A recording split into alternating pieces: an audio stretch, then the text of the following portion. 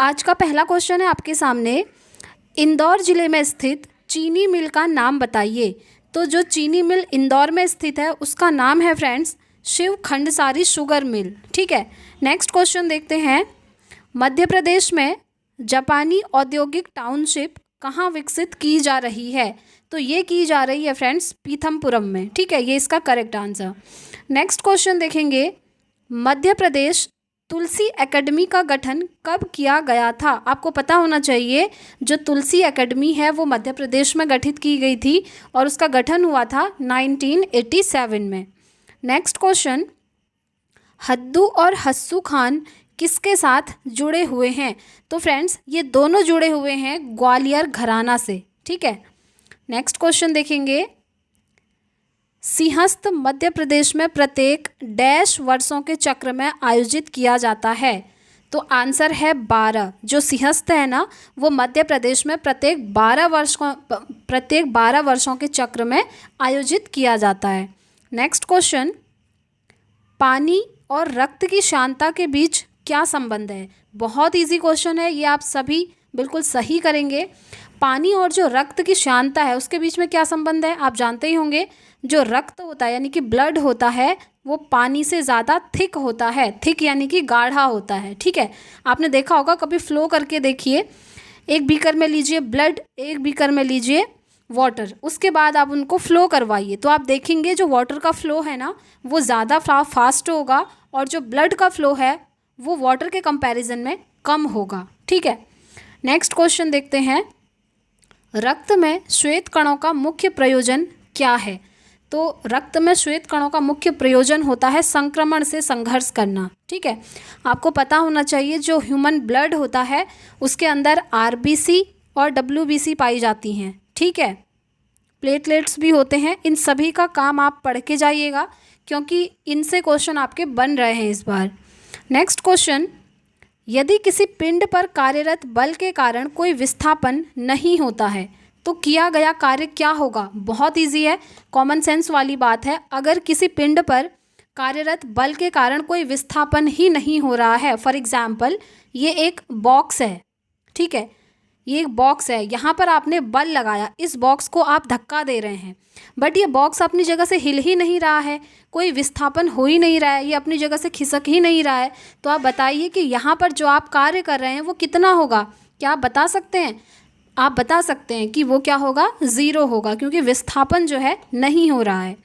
Next question, किस gas को उसकी ठोस अवस्था में शुष्क बर्फ यानी कि ड्राई आइस भी कहा जाता है? मैं आपको हमेशा बोलती हूँ फ्रेंड्स, जिस भी कॉम्पिटिटिव एग्जाम्स में साइंस पूछी जाती है ना वो आपकी एनसीईआरटी से ही पूछी जाती है। अगर आप 6th to 12th, अगर 12th तक नहीं भी जाते हैं, 6 to 10th की एनसीईआरटी साइंस की आप कर लेते हैं तो आप सारे क्वेश्चन एकदम सही कर सकते हैं। जैसे ये क्वेश्चन है, ये कहाँ से पूछा आपको पता है? ये जो क्वेश्चन है ना 9th क्लास की साइंस एनसीईआरटी से उठाकर पूछा गया है। आप उठाकर देखना, एक चैप्टर है आई थिंक केमिस्ट्री का दूसरा या फर्स्ट चैप्टर ही है, उसके अंदर ही ड्राई आइस के बारे में दिया है। ठीक है, जो क्या होती है CO2 होती है। ठीक, ये चीज़ आपको पता होनी चाहिए। नेक्स्ट क्वेश्चन, निम्न में से कौन सा जीवगण एक रक्षात्मक तंत्र के रूप में कार्य करता है? तो वो है फ्रेंड्स निमेटोस्टिस। ठीक है, निमेटोसिस्ट। नेक्स्ट क्वेश्चन, कौन सी धातु हाइड्रोमेटालर्जी का उपयोग करके नहीं निकाली जा सकती? तो जो आपका आयरन होता है, लोहा होता है जिसका सिंबल Fe होता है, ये जो है नहीं निकाली जा सकती है। ठीक है, हाइड्रोमेटालर्जी का प्रयोग करके। नेक्स्ट क्वेश्चन देखते हैं, वायुमंडल में सबसे प्रचुर मात्रा में दुर्लभ गैस कौन सी पाई जाती है? तो वो है फ्रेंड्स ऑर्गन गैस। देखिए मैं आपको एक चीज़ बताऊं, अभी साइंस में आपके काफ़ी क्वेश्चन पूछे जा रहे हैं इस बार। ठीक है, MP GK से ज़्यादा आपका साइंस आ रहा है। तो साइंस में जो आपकी नोबल गैसेज होती हैं, आपने पीरियोडिक टेबल तो देखा ही होगा, उसमें लास्ट में आपको मिलती होंगी है ना नोबल गैसेज, तो उन्हें आप ज़रूर पढ़ के जाइएगा क्योंकि उनसे क्वेश्चन बन रहे हैं। नोबल गैस कौन सी?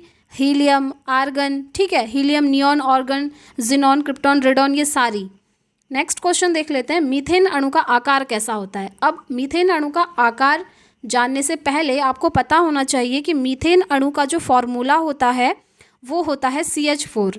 अब आपको पता चल गया कि इसका फॉर्मूला CH4 होता है, तो इसमें कार्बन और हाइड्रोजन का अरेंजमेंट कैसे होता है ये चीज़ भी आपको पता होनी चाहिए। तो देखिए इस तरह से कुछ अरेंजमेंट होता है, आपने पढ़ा भी होगा इस तरीके का। तो ये जो अरेंजमेंट आप देख रहे हैं, ये स्ट्रक्चर, ये आपका कहलाता है टेट्राहाइड्रल। ठीक है, चलिए आगे बढ़ते हैं। नेक्स्ट क्वेश्चन, सिग्मोइड कोलन किसका भाग है? तो जो सिग्मोइड कोलन होता है वो लार्ज इंटेस्टाइन का पार्ट होता है, यानी कि बड़ी आंत का पार्ट होता है। ठीक, नेक्स्ट क्वेश्चन, पिपेर एक यौगिक है जो डैश में पाया जाता है। तो देखिए ये जो पिपेरिन है ना, ये आपकी ब्लैक पेपर यानी कि काली मिर्च में पाया जाता है। नेक्स्ट क्वेश्चन देखते हैं, प्राकृतिक गैस का मुख्य घटक बताइए। तो प्राकृतिक गैस का मुख्य घटक क्या होता है? मीथेन होता है। बार बार मैं CH4 इसलिए लिख रही हूँ फ्रेंड्स, ताकि आपको इसका फॉर्मूला याद हो जाए। ठीक है, मीथेन का फॉर्मूला CH4। नेक्स्ट क्वेश्चन, किस प्रकार का कोयला सर्वोत्तम गुणवत्ता वाला कोयला होता है? तो जो बिटुमिनस होता है ना, वो जो है आपका सर्वोत्तम गुणवत्ता वाला कोयला है। नेक्स्ट क्वेश्चन देखते हैं, जीव विज्ञान के जनक के रूप में किसे जाना जाता है? बताइए, बहुत इजी क्वेश्चन है और ये आपको पता भी होना चाहिए। तो जीव विज्ञान के जनक एरिस्टोटल यानी कि अरस्तु कहलाते हैं। ठीक है, आगे बढ़ते हैं। अगर आपसे पूछ लें केमिस्ट्री के पिता यानी कि फादर ऑफ केमिस्ट्री कौन कहे जाते हैं, तो आप क्या कहेंगे? आप इसका आंसर मुझे कमेंट बॉक्स में बताएंगे। ठीक है, फादर ऑफ केमिस्ट्री किन्हें कहते हैं। नेक्स्ट क्वेश्चन, पानी का pH मान कितना होता है? तो याद रखिएगा पानी का pH मान होता है 7। देखिए साइंस क्या है, आप लोगों को बहुत इंटरेस्ट भी आता होगा, क्योंकि जो साइंस है ना वो हमारी डेली लाइफ से रिलेटेड है, और इसीलिए साइंस को पढ़ने में मज़ा भी आता है। क्योंकि क्या होता है, हम डेली लाइफ में जो भी काम करते हैं वो चीज़ हो रही है तो क्यों हो रही है, ये सारी चीज़ें हमें साइंस से ही पता चलती हैं। अब आप वाटर पी रहे हैं तो आपके मन में क्वेश्चन आया कि इसका pH मान कितना होता होगा, तो आप फिर उसको जानने की इच्छा तो होती है। इस तरह से साइंस आपको इजीली समझ भी आती है और याद भी हो जाती है। ठीक है, तो पानी का pH मान होता है फ्रेंड्स 7 और वो होता है न्यूट्रल। क्यों? इसका रीज़न याद रखिएगा, pH मान यानी कि जो pH वैल्यू होती है, अगर किसी भी चीज़ की pH वैल्यू 7 है तो वो चीज़ हमारी न्यूट्रल होती है यानी कि उदासीन होती है। अगर लेस देन 7 है, ठीक है, तो क्या होगी वो चीज़ होगी एसिडिक।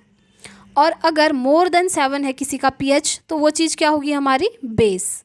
ठीक है, एसिड यानी कि अम्ल, बेस यानी कि क्षार, और न्यूट्रल यानी कि उदासीन। तो ये चीज़ें कुछ कॉमन है, आपको पता होनी चाहिए। नेक्स्ट क्वेश्चन, लोहा लगभग डैश डिग्री सेल्सियस पर उबलता है। तो फ्रेंड्स जो आपका आयरन होता है ना, लोहा होता है, वो आपका 2861 डिग्री सेल्सियस पर उबलने लगता है, यानी कि बॉईल होने लगता है। आप कह सकते हैं इसका बॉइलिंग पॉइंट इतना होता है। और जैसे कि आपको पता होगा, जैसे वाटर का बॉइलिंग पॉइंट कितना होता है बताइए? वाटर का बॉइलिंग पॉइंट 100 डिग्री सेल्सियस होता है। कहने का मतलब क्या है कि 100 डिग्री सेल्सियस पर आकर जो आपका वाटर होता है वो बॉईल होने लगता है। ठीक है, उबलने लगता है। ये चीज़ आपको पता होनी चाहिए। नेक्स्ट क्वेश्चन है, प्रकाश संश्लेषण में महत्वपूर्ण भूमिका निभाता है। कौन निभाता है? क्लोरोप्लास्ट। ये आपको पता ही होगा, जो फोटोसिंथेसिस की प्रोसेस होती है उसमें जो क्लोरोप्लास्ट होता है, पर्णहरित होता है, जो आपकी जो प्लांट होता है उसके लीव्स में पाया जाता है ना, तो इसकी महत्वपूर्ण भूमिका होती है। नेक्स्ट क्वेश्चन, हेमटोपोइजिस होता है, क्या होता है? बोन मैरो में। ठीक है, यानी कि जो अस्थि मज्जा होती है। नेक्स्ट क्वेश्चन, जो जानवर अंडे देते हैं उन्हें डैश कहा जाता है।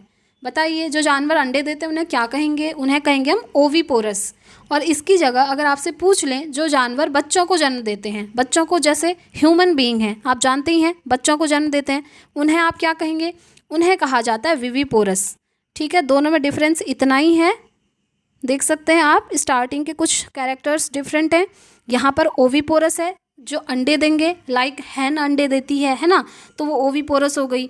और विविपोरस क्या होते हैं? जो बच्चों को जन्म देते हैं, लाइक ह्यूमन बीइंग्स हो गए। ठीक है, चलिए नेक्स्ट क्वेश्चन, डैश से अधिक शरीर का तापमान इंगित करता है कि व्यक्ति को बुखार है।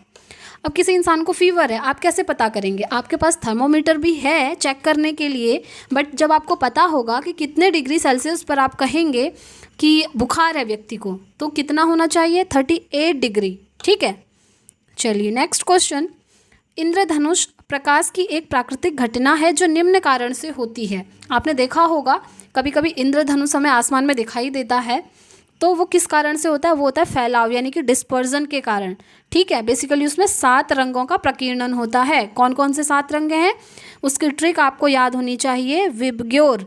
आई थिंक आप लोगों ने भी ये बचपन से ही पढ़ा होगा, मैंने भी बचपन से ही ये चीज़ याद करी थी। 7 रंगों का प्रकीर्णन कौन कौन सा, VIBGYOR, V for violet, I for indigo, B for blue, G for green, Y for yellow, O for orange and R for red. ठीक है, तो ये आपको याद रखने की ट्रिक भी मैंने इसमें बता दी है। चलिए नेक्स्ट क्वेश्चन, बकमिनिस्टर फुलेरिन किसका अपर रूप है? आपने सुना होगा बकमिनिस्टर फुलेरिन, वो होता है फ्रेंड्स कार्बन का अपर रूप। ठीक है, अपर रूप मतलब होता है एलोट्रॉप्स। नेक्स्ट क्वेश्चन देखेंगे, द्विनाम पद्धति की स्थापना किसके द्वारा की गई? तो द्विनाम पद्धति की स्थापना की थी कार्ल लीनियस ने। द्विनाम पद्धति मतलब आपने पढ़ा होगा बचपन में, जैसे ह्यूमन है, ह्यूमन का वैज्ञानिक नाम बताइए, साइंटिफिक नेम बताइए। तो किसी भी चीज़ का जब साइंटिफिक नेम होता है तो उसमें उनके 2 नाम होते हैं। ठीक है, तो ह्यूमन का क्या होता है, होमो सैपियंस होता है वैज्ञानिक नेम, तो इसी को बोलते हैं द्विनाम पद्धति। ठीक है, और इसका जन्म इसकी स्थापना की थी कार्ल लीनियस ने। फादर ऑफ बाइनोमियल नॉमेनक्लेचर भी इनको कहा जाता है। नेक्स्ट क्वेश्चन, किस प्रकार की अंतःक्रिया एक प्रजाति के लिए लाभकारी है और दूसरी प्रजाति के लिए हानिकारक? तो वो है फ्रेंड्स परजीवीवाद। नेक्स्ट क्वेश्चन देखते हैं, सिंथेटिक डिटर्जेंट तैयार किए जाते हैं किस चीज़ से किए जाते हैं? तो जो सिंथेटिक डिटर्जेंट्स होते हैं फ्रेंड्स, वो पेट्रोलियम के हाइड्रोकार्बन से रेडी किए जाते हैं। ठीक है, नेक्स्ट देख लेते हैं। देखिए मैथमेटिक्स में आपसे कैसे क्वेश्चन पूछे जा रहे हैं, एवरेज से क्वेश्चन बन रहे हैं, परसेंटेज से क्वेश्चन बन रहे हैं, प्रॉफिट एंड लॉस से बन रहे हैं, और साथ ही साथ सिंपल इंटरेस्ट से भी आपके क्वेश्चन बन रहे हैं। और अगर रीजनिंग की हम बात करें तो वहाँ पर सीरीज से, रैंकिंग से, कोडिंग डिकोडिंग, इन सभी टॉपिक से आपसे क्वेश्चन पूछे जा रहे हैं। तो फ्रेंड्स आई होप आपको वीडियो पसंद आई होगी। पसंद आई है तो प्लीज़ वीडियो को लाइक एंड शेयर ज़रूर कीजिएगा। और अगर आप आज चैनल पर पहली बार आए हैं तो चैनल को सब्सक्राइब कीजिएगा, ताकि हर वीडियोस की नोटिफिकेशन आपको टाइम से मिलती रहे। तो इस वीडियो में इतना ही रखते हैं, मिलते हैं नेक्स्ट वीडियो में। Thanks for watching.